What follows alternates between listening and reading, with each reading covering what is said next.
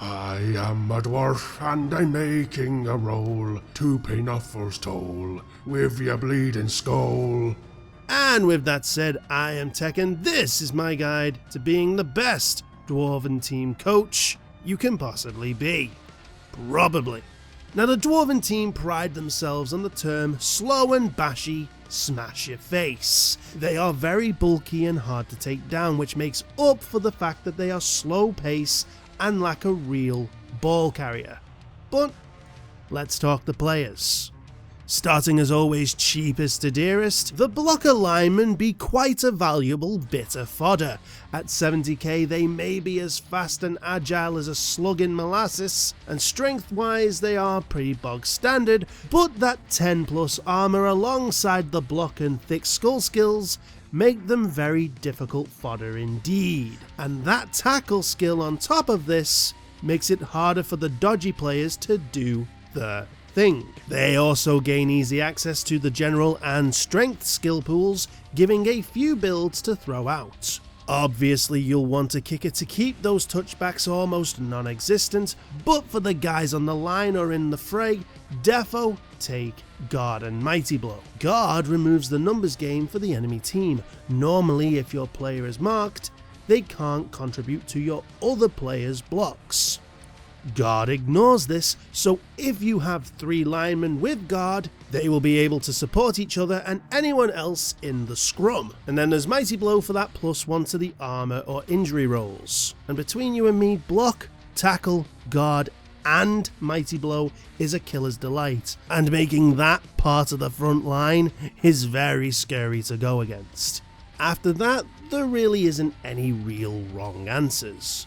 Personally, I like dodge, as block and dodge is absolute filth, as unless they have tackle, the blodger can only be taken out by a POW. Next is the Blitzer at 80k, and don't let the name fool you, they're a lot more versatile than just your designated smashers. In fact, I wouldn't even hold them into that position. Yeah, that extra square and better chance at passing agility checks make them much more mobile. They lose that coveted tackle and are limited to 2 players, but really these guys are protectors, running bodies to support the more heavy hitters or ball carrier, and with that 3+ agility they also make pretty good ball carriers themselves in a pinch. Again, they have easy access to general and strength, and just like the lineman, the first 2 skills I would go for is Guard and Mighty Blow. This way they provide support to the team, and if they want to bash, they're gonna make the opponent feel it. After that we could look into tackle to sort of return what was taken away from us, while simultaneously adding them to the killer Blitzer party. Next, at 85k, we have the runners, and for that 5k more, we lose the block and 1 bit of armour, but get 1 more box of pace and the ability Sure Hands, granting us a free reroll on our pickups. For those coming in and not watching the other guides in my series, how could you? This reroll is set in stone, so you can't use a team reroll after that, but at 3+ agility, picking the ball up with that reroll has you better odds than someone with 2+ agility and no reroll. So yeah, these guys are your go-to ball carriers. They have the best chance of getting to the ball from kickoff, and with the protection from the other team, they can slowly get themselves into good spots to score. Skill-wise, their easy access to general and passing pools gives us a fairly good build option. No matter what, when we get that first 6 SPP, you are going to give your main ball carrier the block back. In my opinion, near the end game, every dwarf should have block. It's kind of the main calling card. Then after that, you can afford to save up your SPP and go for some secondary skills like dodge to ensure their survivability. Hell, something like Sure Feet to grant a reroll for a failed rush, which at 6 movement you may need to get that touchdown. If you want, you can sort of build a passer.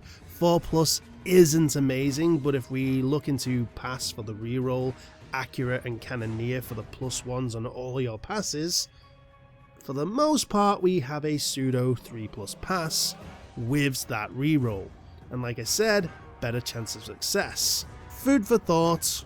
The first runner though, is a necessity. The Troll Slayer at 95k is the real killer Blitzer. Keeping the Blitzer's 5 movement but losing agility and armor, you get 2 at any given time, and 2 is vital as they also gain some powerful skills outright. To go alongside Block and Thick Skull, they gain both Dauntless and Frenzy, showing that they don't care how big or strong you are, they will hack you down with murderous intent like a good dwarf should.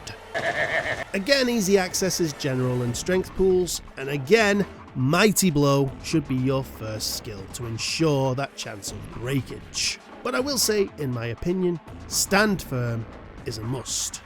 You see, Frenzy has a big power play, where you use those 2 pushes to get the players straggling near the line of touch or sideline for you yanks, and send them into the crowd, surfing them out the match until the next drive, or maybe on a more permanent basis. The inevitable equivalent and exchange in all this means that your frenzied player is probably going to join in the surf your opponent's next turn, unless you have Stand Firm. Then you will stay in the square you are already taking up residence in. It is a lifesaver.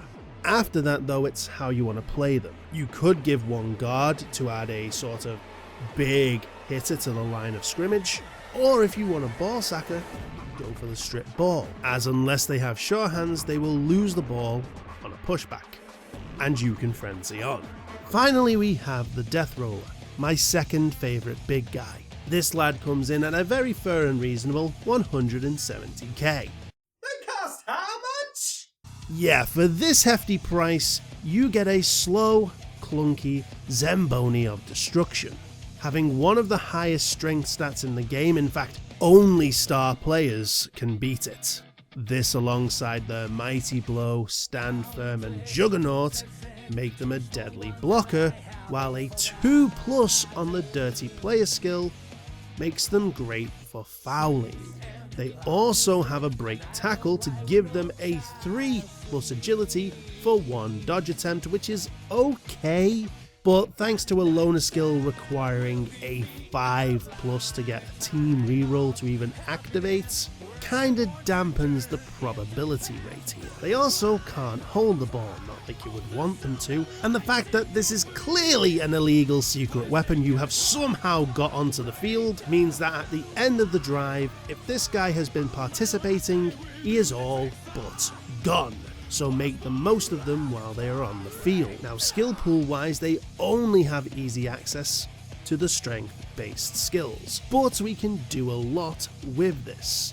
First and foremost, I spoke about this in the Skaven guide, and while I was on the fence there, Deathroller Pile Driver is a no-brainer.